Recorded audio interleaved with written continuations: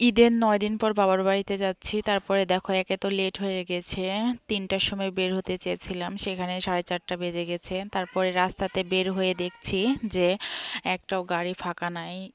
রিক্সা, auto সবগুলোই মানুষ ভরে ভরে আসছে। মানে মিনিমাম গাড়ির জন্য, অটো রিক্সার জন্য আধ ঘন্টা দাঁড়িয়ে থাকতে হয়েছে। তারপরে অবশেষে অটো পাওয়া গেছে। অটো করেই যাব, মানে রাজশাহী থেকে বানেশ্বর যাব বাবার বাসায়। ঈদের ভিতর আগে কত আনন্দ হতো মা যখন বেঁচে থাকছিল।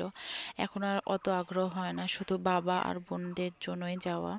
ওই তো অনেক কিছুই রান্না করেছিল। এটা সকালের ভিডিও। গরুর মাংস, খাসির মাংস, আলু ভর্তা, বট। বলেছিলাম সকালে এই খাবারই খাবো। আর বট দিয়ে ভাত খেতে বেশি ভালো লাগে, আর তার সাথে আলু ভর্তা। আর আমার শ্বশুর বাড়ি তো বট দিয়ে পরোটা বা রুটি খায়, কিন্তু আমাদের বাসায় ভাত দিয়েই বট খায়। তারপরে এই তো আলু ভর্তাটা অনেক মজা হয়েছিল। আসলে বাবার বাড়িতে আসলে তো খাওয়া দাওয়া ঘুমানো এটাই রেস্ট, তাই না? আর বাচ্চাকে একটু দেখানো। সবারই ঈদ মনে হয় শেষ, আর আমি আর আমার বোনই মনে হয় মানে ঈদ শেষের পর এসেছি। আমরা রোজার ঈদে আসিনি, আমরা কোরবানির ঈদে এসেছি, তাও আবার 9 দিন পরে।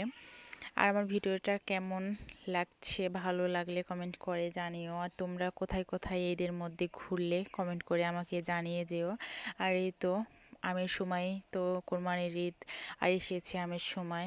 পাকা পাকা আম।